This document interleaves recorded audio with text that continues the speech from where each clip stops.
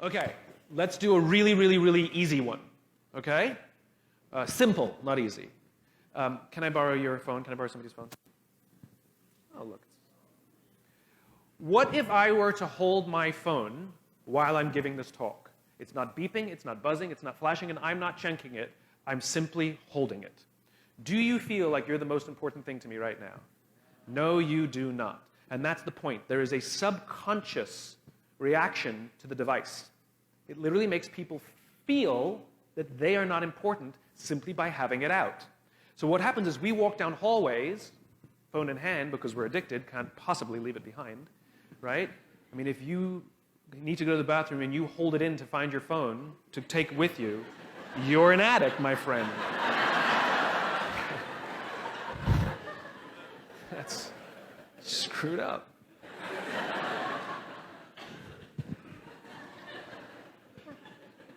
There is a subconscious reaction to the device. So when we're walking down the hall and our friend says, hey, can I ask you a question? You go, sure, what's on your mind?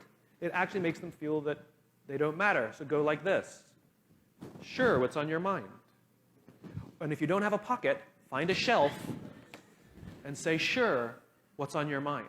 It's an incredibly powerful thing. There should be 0 phones on the table in a meeting, at lunch, at dinner, if you are meeting with or eating with anyone besides yourself.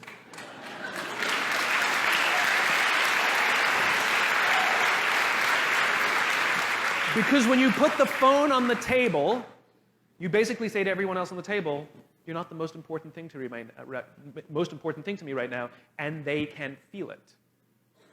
We've all felt it. We've all felt it when we're walking down the street with a friend and they pull out their phone and we feel stupid, so we pull out our phone.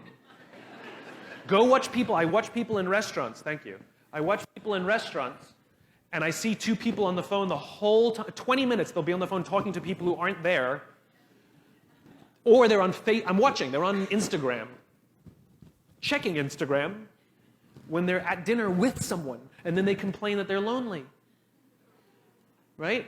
And then they both put their phones away, but it takes time to start the engagement. You know, there's a little bit of, so they just sit there quietly, both gazing off into space while they eat their, and it's what happens in meetings, right? In meetings, we sit waiting for the meeting to start more like this because Bob's running a couple minutes late. Okay, Bob's here. Right? That's not how relationships form. Relationships form, we're sitting waiting, and you're just sitting there, and you turn to somebody and be like, how's that thing going with that client? You'd be like, oh, actually pretty good. Yeah, thanks. Hey, what about your dad? Wasn't he in hospital?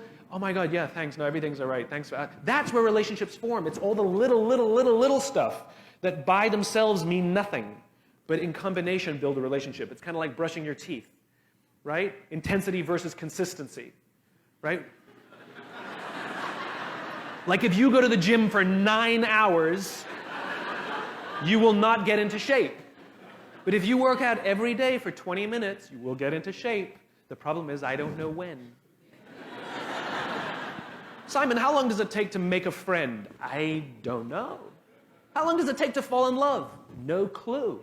I know it takes more than a week, but I know that it takes less than a year to make a friend. You know?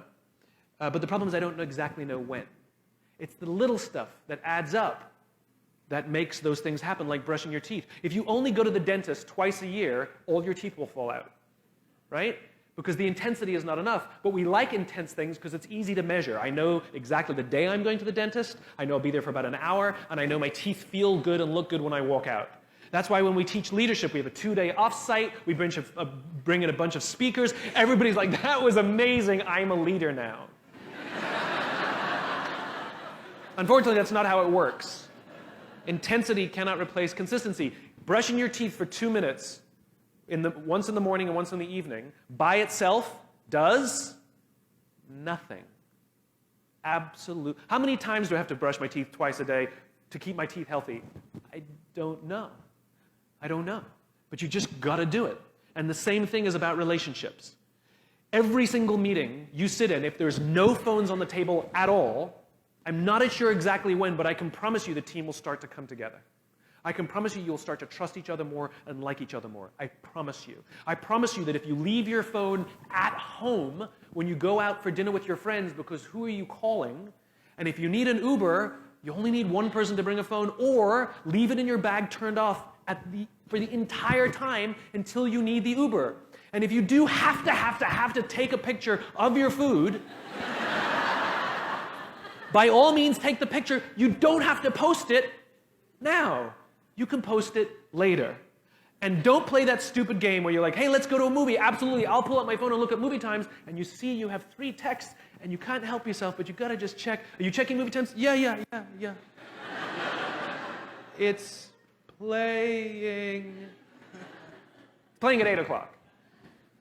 Right? Get rid of all of that. You'll actually find it easier to ignore the temptation if you practice keeping the phone away. It's like an alcoholic. We cannot trust our willpower. We're just not that strong. When an alcoholic gets rid of all the alcohol in their house because we cannot trust our willpower. If you check your phone when you wake up in the morning before you say good morning to the person lying next to you, you are an addict. You're an addict. If you have to sleep with your phone next to your bed, and you check it constantly, and you wake up in the middle of the night because you can't sleep, and the first thing you do is check your phone, it's because you're an addict. Charge your phone in the living room. Oh, but it's my alarm clock. Buy an alarm clock. They're like $8.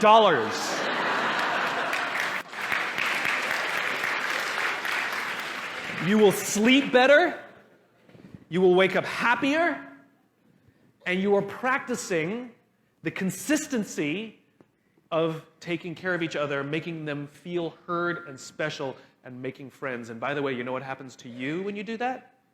People like you more, and you feel better, and you feel more confident, and you're making more friends too. But somebody has to go first. That's the risk. That's called leadership, the person who goes first. I'll give shorter answers.